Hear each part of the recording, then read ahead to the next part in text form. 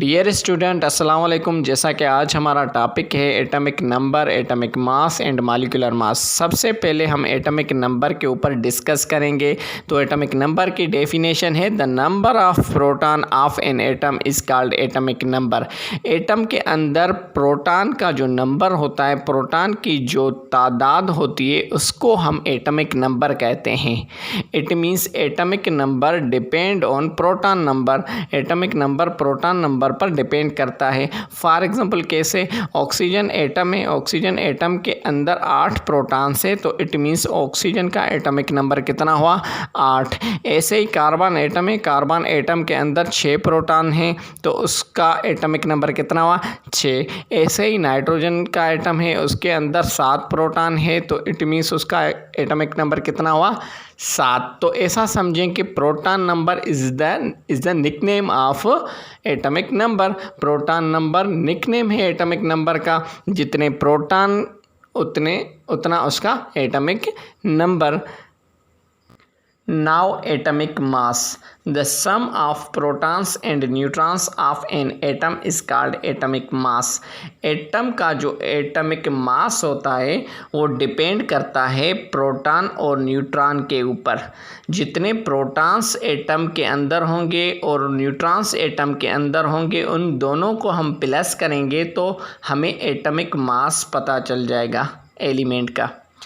देखें, for example carbon atom है, उसके अंदर 6 प्रोटॉन्स हैं, 6 न्यूट्रॉन्स हैं। तो अगर हम 6 प्रोटॉन्स को और 6 न्यूट्रॉन्स को आपस में सम करें, प्लस करें, तो 12 जवाब आता है। तो ये 12 एटॉमिक मास हुआ किसका, कार्बन का। क्यों मास हुआ, क्योंकि एटॉमिक मास डिपेंड करता है प्रोटॉन और न्यूट्रॉन के ऊपर।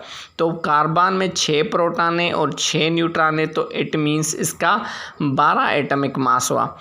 ऐसे ही नाइट्रोजन है, नाइट्रोजन का एटॉमिक मास 14 है, तो 7 प्रोटॉन उसके अंदर हैं और 7 न्यूट्रॉन है। अगर उनको प्लस करेंगे तो 14 जवाब आएगा। ठीक है। ऐसे ही फॉर एग्जांपल कोई भी एक एक्स एलिमेंट है, कोई भी एक एक्स एलिमेंट है, उसमें 11 प्रोटॉन है और 12 न्यूट्रॉन है। तो हम कैसे उसका एटॉमिक मास पता करें और एटॉमिक नंबर पता करें? सिंपल है, 11 प्रोटॉन है तो इट मीन्स उसका एटॉमिक नंबर 11 है, और 12 न्यूट्रॉन है तो इट मीन्स 11 और 12 कितने हुए, अगर आपस में सम करें तो 23 हुए। तो ये 23 उसका एटॉमिक मास हुआ, 11 नंबर हुआ और 23 उसका एटॉमिक मास हुआ। तो अगर हम पीरियोडिक टेबल उठा के देखेंगे तो पीरियोडिक टेबल में 11 एटॉमिक नंबर और 23 एटॉमिक मास वाला कौन सा एलिमेंट होता है, वो है sodium. Now molecular mass. The sum of all atomic masses of atoms which in a molecule is called molecular mass. Molecule के अंदर एटम्स होते हैं और उन एटम्स का हम एटॉमिक मासेस निकालेंगे, अलग अलग निकाल के एटॉमिक मासेस उनको हम सम करेंगे तो उस मॉलिक्यूल का सारा मॉलिक्यूलर मास फाइंड हो जाएगा। वो कैसे?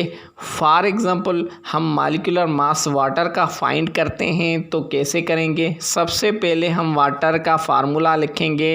वाटर का फार्मूला क्या है, H2O है।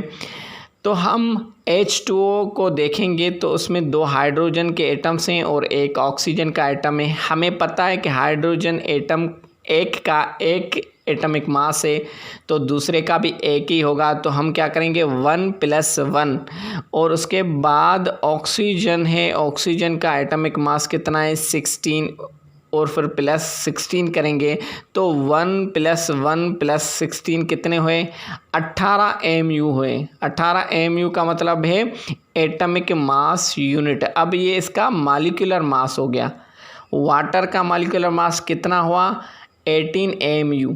18 mu मॉलिक्यूलर मास वाटर का हुआ।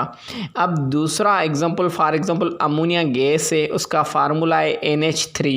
इसका मतलब है नाइट्रोजन उसमें 1 एटम है और हाइड्रोजन 3 एटम है। हमें पता है नाइट्रोजन का एटॉमिक मास 14 है और हाइड्रोजन का एटॉमिक मास 1 है, तो यहाँ 3 है हाइड्रोजन, तो कितने हो जाएंगे, मास 3 हो जाएगा। ठीक है। तो 14 + 3 या 14 + 1 + 1 + 1 तो कितने हुए, 17 mu हुए।